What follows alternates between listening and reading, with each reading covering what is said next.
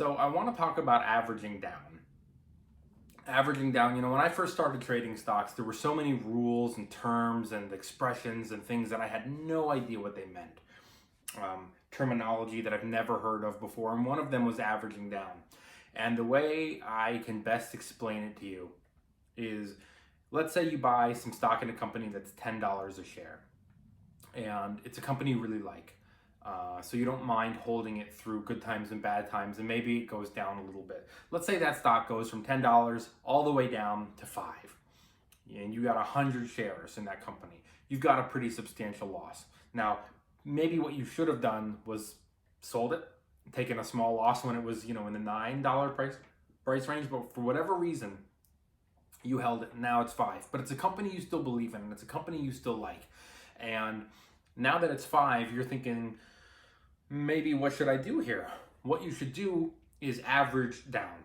Averaging down is essentially buying the same amount of shares that you have at a higher price, now at a lower price. So if you have 100 shares at 10, you buy another 100 shares at 5. And the way the math works out, when it's very easy, right, 100 and 100 is your average price is $7.50 a share. So now you've got a couple of options here. You've got 200 shares with an average price of $7.50, 100 at 10, 100 at 5. Option number one is you hold it. Option number one is you hold that stock for a period of time. Now let's say that $5, the lot of 100 shares at 5 starts to climb up and it gets to $7.50. You're now at break even.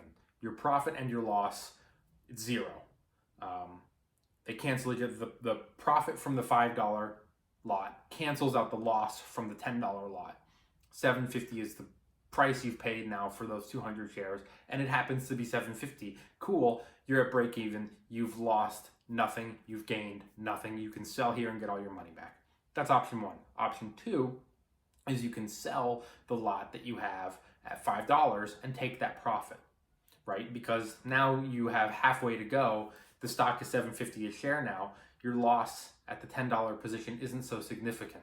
You could take some profits. Option three is you can sell the position you have at 10, right? Because that loss is smaller. You've now got a $250 loss as opposed to, say, a $500 loss. So you can sell that position from $10 and ride out that stock that you purchased at 5 that is now $7.50. Option number four, I think, is you can hold both and hope that the stock now one day gets back to 10. At that point, you can sell the position you bought at 5. You can sell the position you bought at 10 and just keep the bigger profit from the smaller position. Or if it's a company you really like and really believe in, nobody's telling you to sell anything. You don't have to. For all you know, that stock might be $20 next year, and you might be the one sitting there laughing at the fact that you averaged down and bought some at 10 and bought some at 5. The way you have to think about it is if you went to the store and your favorite item was on sale, 50% off, would you just get one? No, you wouldn't. And what I'm actually really upset about is that Valentine's Day was last week, and I always do this every year. I go to Whole Foods on the 13th and I load up on ribeyes, because Whole Foods has these incredible sales. They're basically buy one, get one free for ribeyes. And the ribeyes are a little expensive.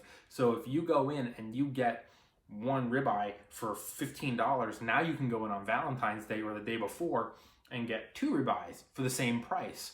Why wouldn't you do that? And in fact, you might even load up, as I do, and I forgot this year to do it, and I'm really angry because the last time they had a sale like this was last Valentine's Day. I think Father's Day is another one, and you can just load up on those ribeyes, man. You can just load up. Like my car, the cashier was like, "Man, you having a party?" And I was like, "No." Why? He was like, "You've got like 15 ribeyes in your cart," and that's the analogy to averaging down, right? I'm only using 100 and 100 because it makes the math easier for this video. But if you were to go into Whole Foods and buy a whole bunch of ribeyes because they're 50% off, why wouldn't you do it with your favorite stock? If your favorite stock was 10 and now it's 5, wouldn't you be buying more than 100 shares at this lower price? I think you kind of would.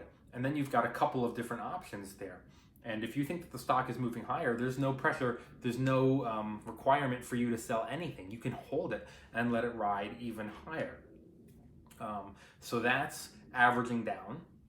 And I hope you learned something. I hope you thought this video was helpful. If you did, please click like and subscribe down below. It's over there. And hit that little bell so you get notifications for when I do other videos. And thanks for watching. Have a good day.